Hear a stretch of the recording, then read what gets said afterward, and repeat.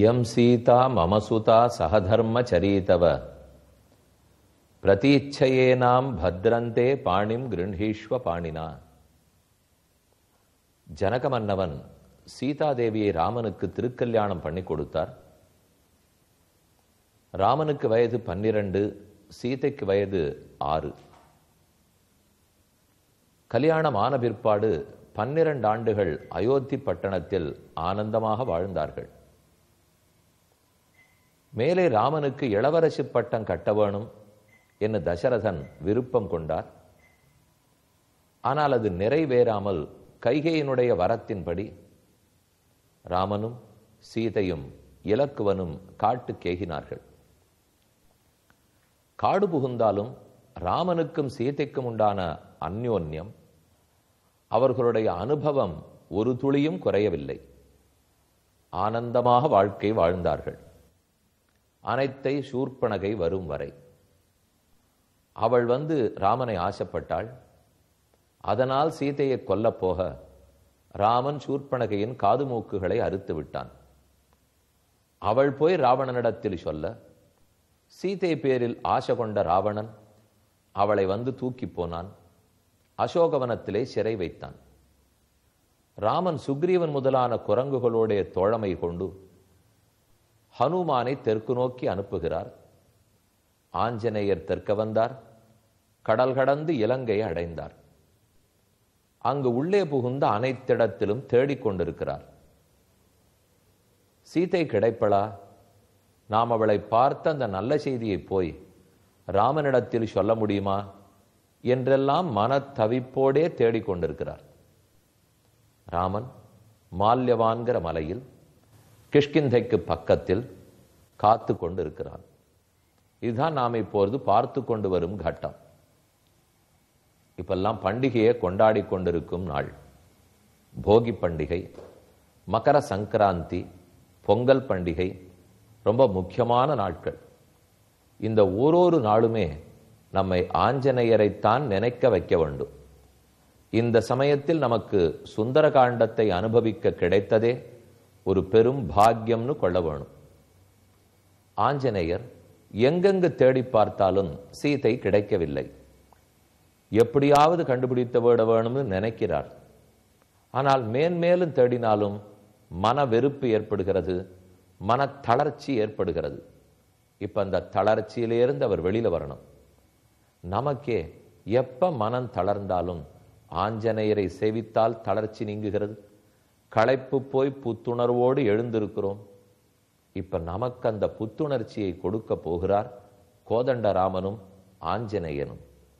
கோவையிலிருந்து மருதமலை போகும் மார்க்கத்தில் பாப்பநாயக்கன் புதூர் என்னும் ஊர் வருகிறது. அங்கே கோதண்டராமசுவாமி திருக்கோயில். ரொம்ப ஆச்சரியமான கோவில்.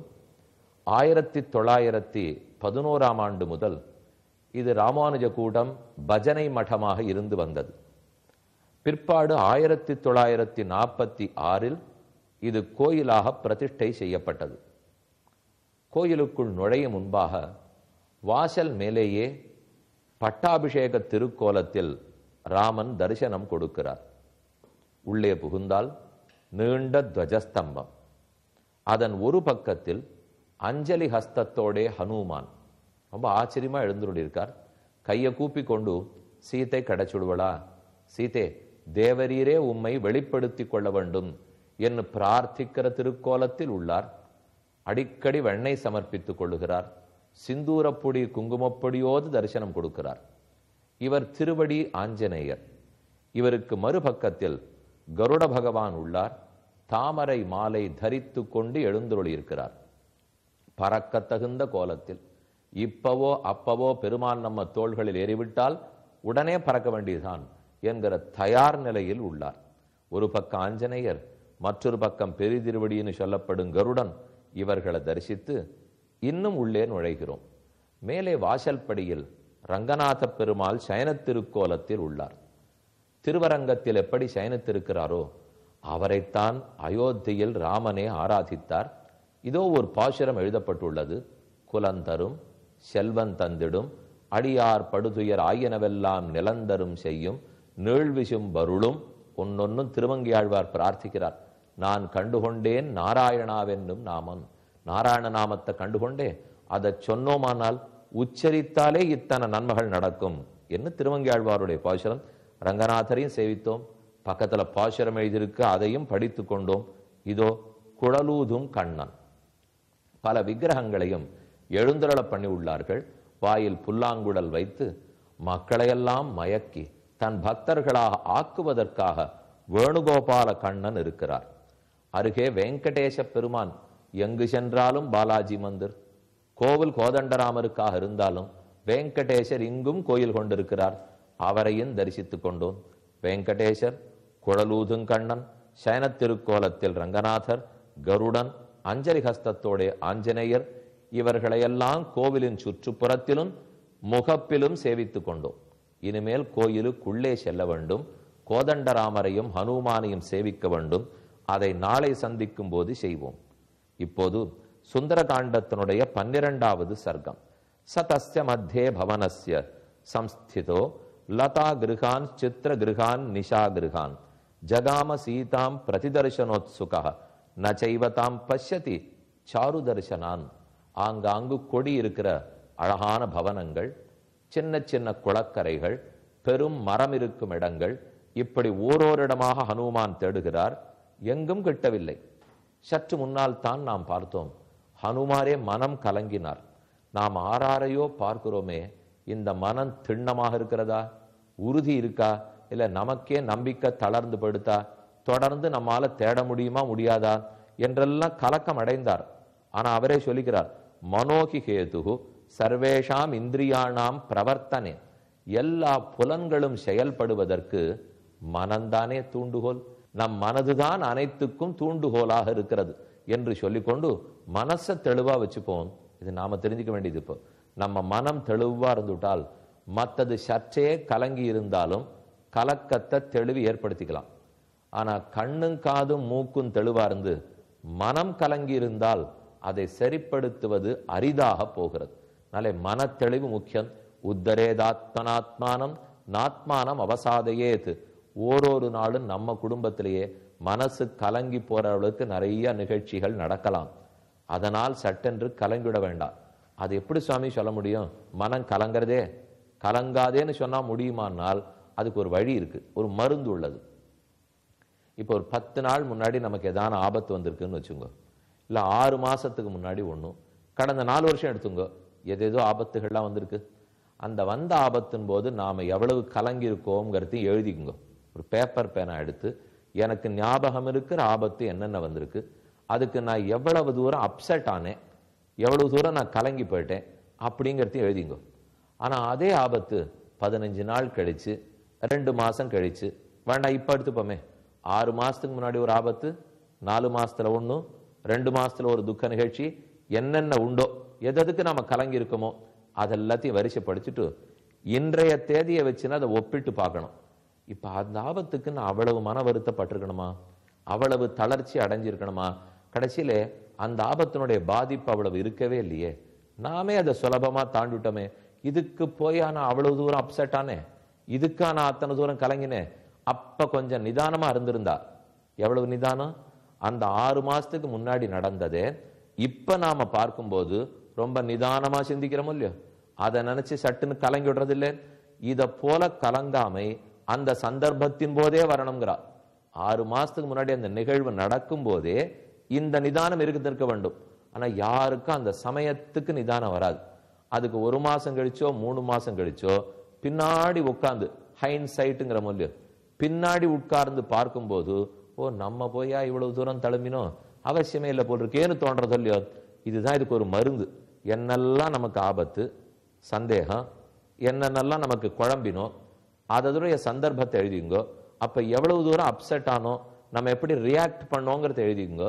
இப்பதை ஒப்பிட்டு பார்த்தால், ஓ அவ்வளவு ரியாக்ட் பண்ணிருக்க வேண்டாம் போல் இருக்கே, நம்ம கொஞ்சம் ஓவர் ஆக்ட் பண்ணிட்டோமோ அப்படின்னு நமக்கு தோன்றது இல்லையோ. இது ஆஞ்சநேயர் சரியா புரிஞ்சுட்டு இருக்கார்.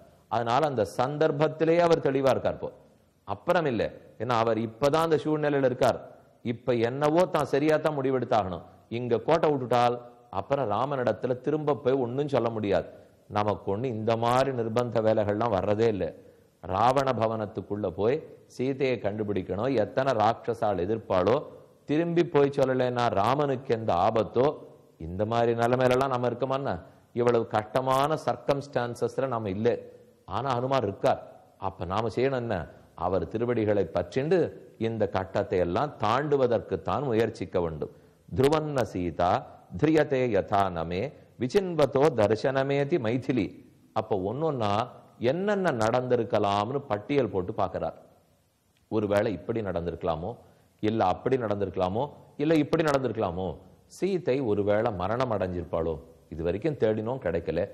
ஒருவேளை சீதை இல்லவே இல்லையோ மரணம் அடைந்திருப்பாளோ, ராவணனே கொன்னு இருக்கலாம், இல்ல துஷ்ட மிருகங்கள் இதன் கையிலான அகப்பட்டு இறந்து போயிருக்கலாம். ஆகாசத்துல ராவணன் தூக்கின்னு போறச்சே கடல்ல விழுந்து கூட பிராணன் போயிருக்கலாம், இல்ல பட்னி இருந்து போயிருக்கலாம். ராட்சசிகள் யாரானோ அவளை இணங்க வைக்கிறதுக்காக கொன்னு இருக்கலாம். எத்தனையோ இருக்கும் இல்லையோ. இதற்குள்ள என்ன நடந்ததோ, அனேன நூனம் பிரதிதுஷ்ட கர்மணா ஹதா பவே தாரியபதே பரேஸ்திதா விரூபரூபா விகிருதா. இந்த பக்கத்துல இருக்கிற ராட்சசிகள்லாம் பார்த்தா ஒரு நிமிஷம் எனக்கே தகைப்பா இருக்கு. அவ ரொம்ப சுகுமாரி, மென்மையானவள்.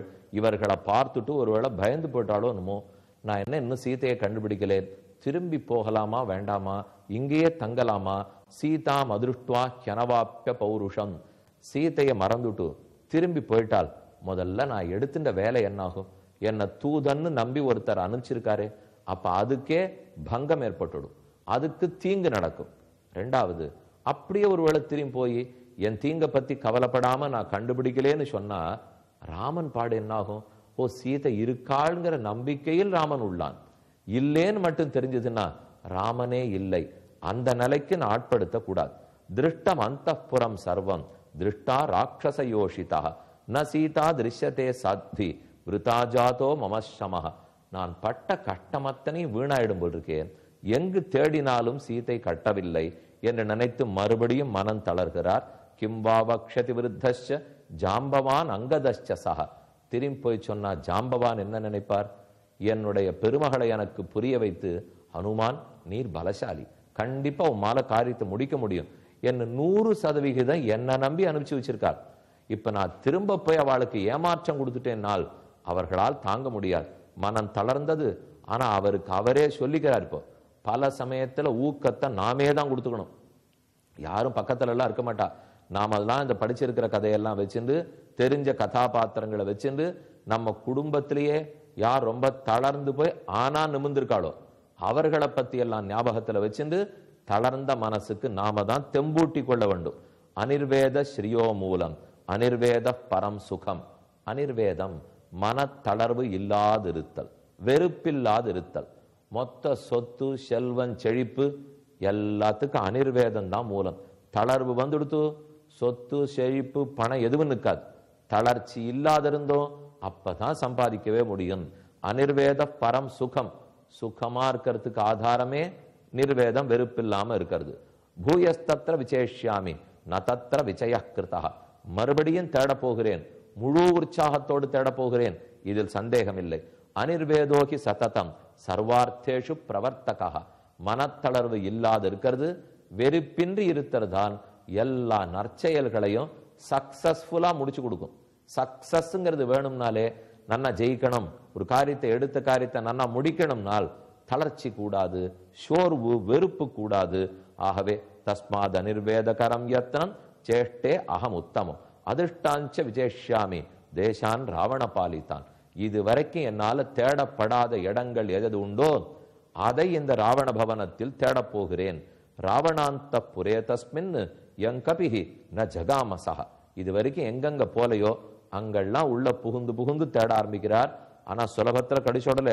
ராட்சசோ விவிதாகாராக விரூபா விகிருதாஸ்ததா. ராட்சசிகள் வெவ்வேறு குரூரமான ரூபம் அதெல்லாத்தையும் பார்க்கிறார். திருஷ்டா ஹனுமதா தத்ர நதுசா ஜனகாத்மஜா. ஆனா ஜனகன் பெண்ணு சீதையை மட்டும் அங்க பார்க்க முடியல. இப்படி வித்யாதர ஸ்திரீகள் எல்லாம் பார்க்கிறார், சீதையை பார்க்க முடியல. நாகக்கன்னிகைகள் எல்லாம் பார்க்கிறார், சீதையை பார்க்க முடியல. நாகக்கன்னிகள் அவருடைய புருஷன்களை பார்க்கிறார், அவர்களுக்கு நடுவில் சீதை இல்லை.